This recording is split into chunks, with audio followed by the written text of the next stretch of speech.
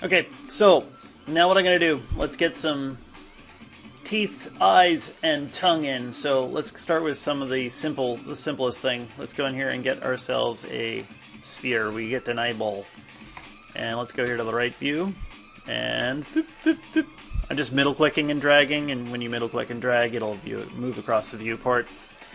And I'm just gonna make sure that this thing is rotated 90 degrees, so it's like that. Okay, and let's just put this into wireframe for a second. Let's move this into place. And I'm going to kind of make it kind of fit into the general area, so we've got a bit of a sunk, and the top eyelid tends to hang over the iris a little bit here. Okay, great, so we'll do something like that. Let's take a look at this in the front view. I'm just going to hit if. And let's see what it looks like here.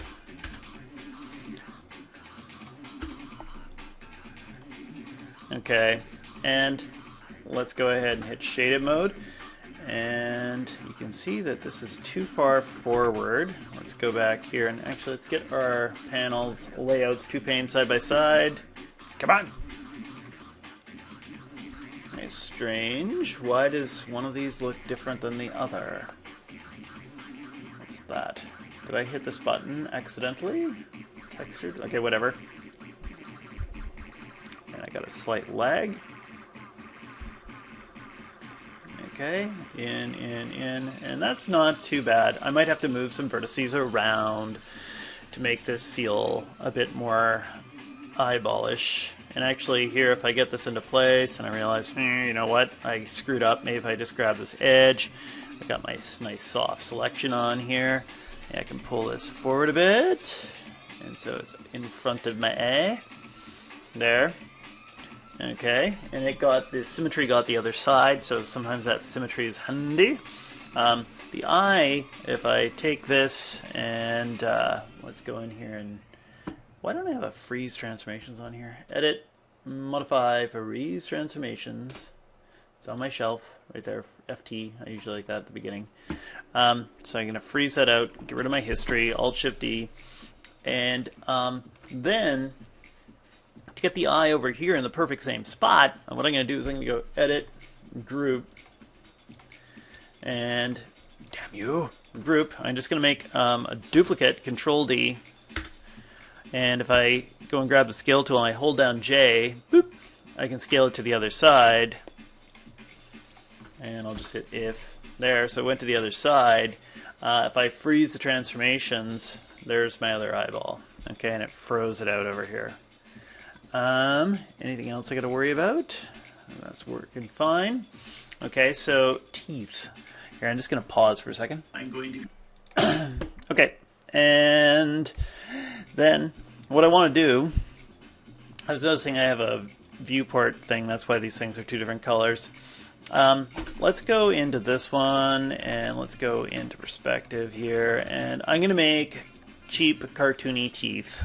Okay, if I go in here to create polygon primitives, I'm going to go in here and I'll make a quick cube. Whoop. Just hit if. Okay, something like this. Move this forward so you can see what the hell I'm doing. Okay, and let's see, if I take a look, what do I have? Subdivisions and width. Whoop. Let's go with 8. No, we only got more than 8 teeth, right? We've got, what?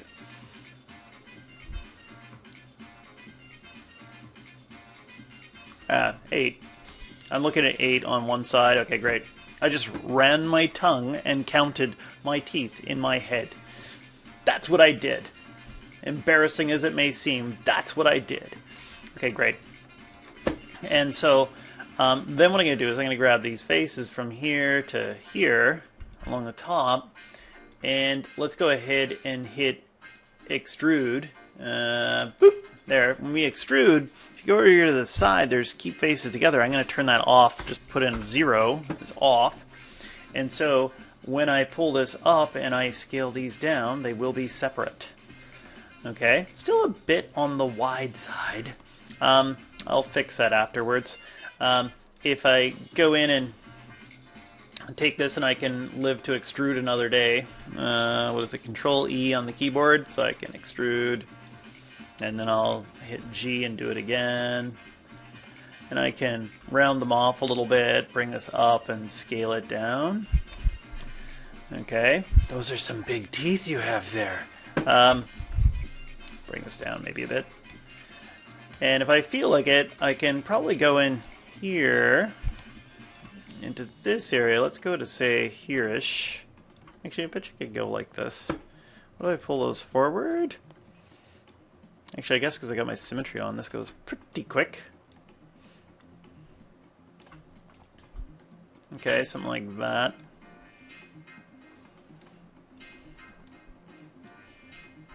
Okay, and there's a bit of a soft selection. That's good, because we don't all have perfect teeth. Okay, something like this. Okay, great. And I could spend more time making this more perfect. What does it look like when I hit 3? Perfect, that looks just like her teeth. Very English teeth. Actually, she's French. I could spend more time tweaking these up, for sure. But you get the general idea of getting some kind of toothy thing. Now the next thing is, let's get rid of the history. I'm going to go in here to modify freeze transformations. Then what I'm going to do is, actually just hold on a second, I got another trick I can do. What if I grab all these faces through here? What if I go and I use to vertices, because right now they just look strange. That chiclet teeth thing sometimes can look weird. If I go here to modify transformation tools and I hit the move normal tool, there we go. So now they're all kind of schmucking together a bit. That looks more toothy. Okay, great. Still needs work. But now that I've got this, if I go into the rigging section and I go rigging, yeah, it's rigging. And if I go into deform, and if I go here to nonlinear bend, there's my bend tool. I'm just going to get the bend tool and I'm going to rotate it and line it up. So if I hold down J, and then what I've got to do is hit T on the keyboard, and that brings out the manipulator tool. Okay, and so there I can kind of manipulate and bend it. Doesn't really look very good right yet. Looks like a strange caterpillar I saw in the yard. I can even see exactly how much I'm bending these things. So right there's a 0.46, and maybe I'll make that exactly so that they're bent exactly the same. Okay, and I'm just going to go back to my rotate tool, and if I rotate my bend deformer, there, now I got a set of teeth, and I can keep modifying these all I want to. Again, if you're interested in when I make realistic kind of teeth, I think I do have this somewhere in one of my videos where I use dental x-rays to actually make the teeth, and it's actually much better. But this is cheap cartoony teeth. Everybody needs cartoony teeth. And let's stuff those in my face. Oh, it's got the bend on it still. I have to go in and delete the history. Alt-Shift-D. Alt-Shift-D, boop, there we go. And freeze transformations out. These are a bit big. And here, let's go into wireframe again. And also, too, this gives you a great starting place for your teeth if you want to take it into ZBrush and start to sculpt and fine-tune them. Boom, you're there. I'll make a quick duplicate. Just going to take that duplicate, and I'm going to hold down J, rotate around, move it on top. Okay, so they're going to fit, and again, I'd probably do some ZBrushery with these things because they're too cartoony and weirdo chiclet teeth right now. And let's go and freeze the transformations. I'm going to grab everything and freeze the transformations on it. So I got that. I'm happy and I know it. The next thing is if I go in and I need a tongue. What time are we at? 9 minutes? Okay, great. If I go in here for a tongue, I'm just going to go in and use the sphere. Let's go into the side view. And I'm just going to bring that sphere up. What if I hold down X and pop it there? Okay, let's go and hit wireframe.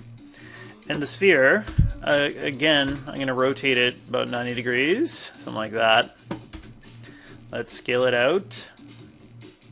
Touching the teeth. Okay, boom. And what if I go and I Scale this a little bit. I probably don't need 20 by 20. That's a lot of geometry. Let's go down to 12 by 12. That's nice. Okay, and I'm just going to look at it from the top view and make sure that that tongue is fitting in with my teeth here. And my teeth actually feel like they could be a bit wider too or something. I'm going to fit the tongue something like that. Let's go back here to the right view. So now it's wide. And if I also take this thing and I'm just going to go and hit S,